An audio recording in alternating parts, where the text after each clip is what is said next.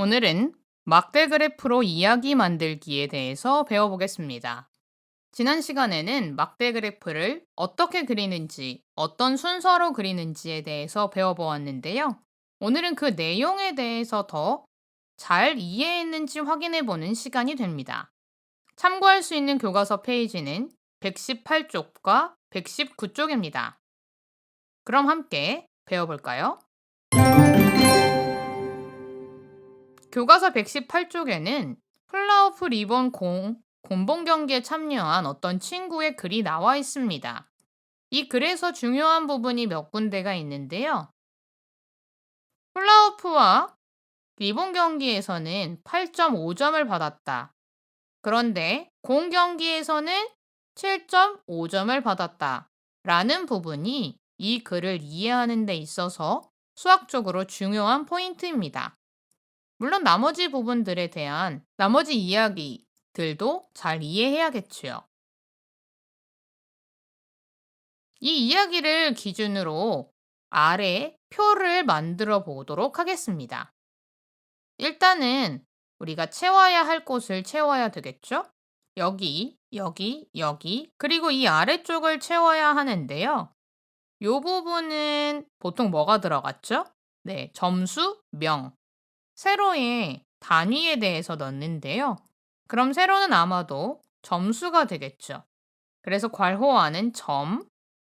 그 다음 이 세로 부분은 점수가 들어가게 되고요. 아래 가로 부분은 종목이 들어갑니다. 그리고 나서 점수를 각각 확인해 보면 이거는 한 칸에 1점씩이네요. 그래서 첫 번째는 8.5, 두 번째는 8, 세 번째 8.5, 네 번째는 7.5였습니다. 각각의 점수를 먼저 알아본 이유는 점수가 이곳에 나와 있기 때문인데요.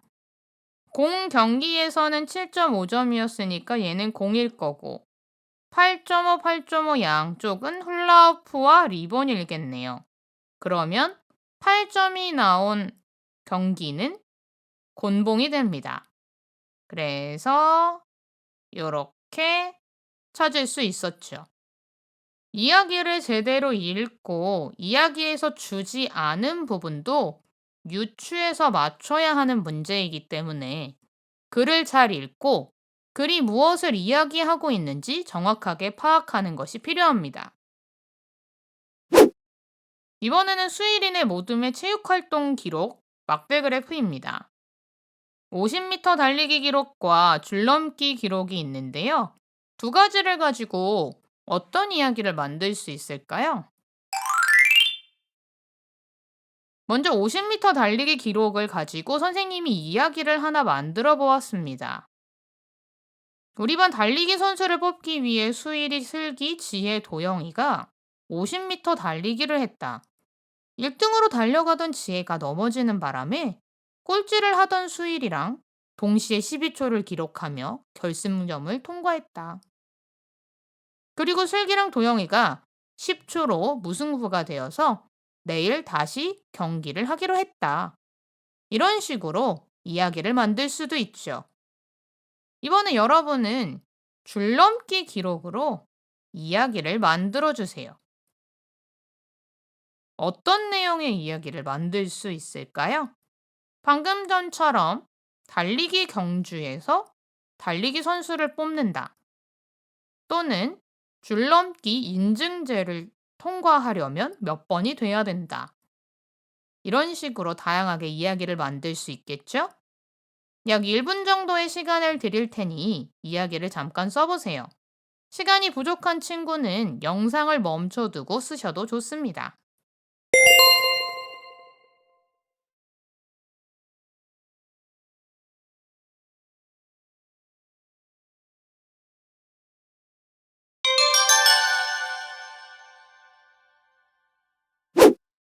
익힘책 74쪽에는 연도별 기대 수명이 나와 있습니다.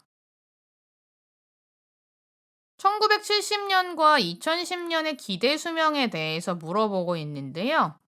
1970년과 2010년을 각각 표시를 해본 후 우리가 확인을 먼저 해야 하는 것은 한 칸이 몇 살이냐는 것이죠. 여기서 여기까지 10칸 차이가 나기 때문에 한 칸은 1살입니다. 그래서 1970년은 61살, 2010년은 80살. 이겠죠? 다음으로 2000년과 1990년의 기대 수명의 차이는 얼마인가요? 이번에도 2000년과 1990년을 표시를 해준 다음 2000년은 75에다가 3칸이니까 78, 1990년은 71, 2개를 빼주면 7살이 됩니다. 10년 사이에 기대 수명이 7년이나 늘어났네요. 다음으로 막대 그래프에서 남자와 여자의 기대 수명을 각각 알 수 있나요? 라는 질문에는 아니요가 되죠. 막대 그래프에서 남자와 여자를 각각 따로 조사하지 않았기 때문에 알 수가 없습니다. 만약 그렇게 그리고 싶었다면 막대 그래프를 2개로 나누어서 그리거나 남자, 여자 각각 막대 그래프를 그렸어야 하지요. 막대 그래프의 단점이기도 한데요. 자세한 개인별로 또는 영역별로는 알기가 어렵다라는 단점이 있었습니다. 익힘책 75쪽에는 가는 방법별 걸리는 시간, 도서관에 가는 방법에 대한 게 있는데요. 지하철을 이용할 때는 23분이 걸리니까 막대 그래프를 완성해 보라고 합니다. 이번에도 확인할 것은 한 칸에 몇 분이냐인데요. 이번에도 한 칸에 1분이기 때문에 20하고 3칸을 더 칠해주면 됩니다. 위 막대 그래프를 보고 알 수 있는 내용을 2가지 써보세요 라고 얘기를 했는데요. 막대 그래프를 보고 알 수 있는 내용은 가장 많은 것, 가장 적은 것, 차이 이런 부분들이었죠. 가는데 가장 시간이 많이 걸리는 것은 걷는 것이다. 반대로 가장 적게 걸리는 것은 자동차죠. 자동차로 걸리는 시간은 걷기의 약 절반이다. 이런 식으로 비교하는 문장을 만들 수 있습니다. 다음으로는 자신이라면 어떤 방법으로 도서관에 갈지 선택해 보세요 인데요. 아마 사람마다 좀 다를 것입니다. 시간이 좀 더 걸리더라도 사람이랑 부대끼는 게 싫어서 걷기를 선택할 수도 있고요. 지하로 내려가는 게 답답해서 버스를 선택할 수도 있습니다. 어린이라면 자동차를 탈 수 없기 때문에 자동차는 선택할 수 없을 수도 있고요. 선생님처럼 어른이라면 자동차를 선택할 수도 있죠. 요새처럼 더울 때는 에어컨이 나오는 지하철이나 버스를 타고 싶을 거고요. 날씨가 좋은 봄이나 가을에는 시간이 좀 더 오래 걸리더라도 천천히 걸어서 도서관에 갈 수도 있을 것입니다.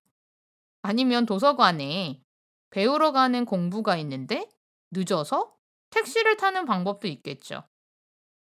이렇게 막대 그래프를 보고 여러 가지 자신만의 이야기를 넣는 것은 수학을 더 재미있게 배우는 방법이기도 합니다. 뭐 이런 걸로 이야기도 만들어 하면서 귀찮아하지 말고 수학을 실생활에서 어떻게 쓸 수 있는지 고민해 보면서 배운다면 더 수학이 재밌어지고 잘 할 수 있게 될 것입니다. 다음 시간에는 새로운 단원으로 들어가게 됩니다. 새로운 단원의 키워드는 규칙인데요. 다음 시간에는 수의 배열에서 규칙을 찾아볼 것입니다. 그럼 우리는 다음 시간에 또 만나요. 안녕.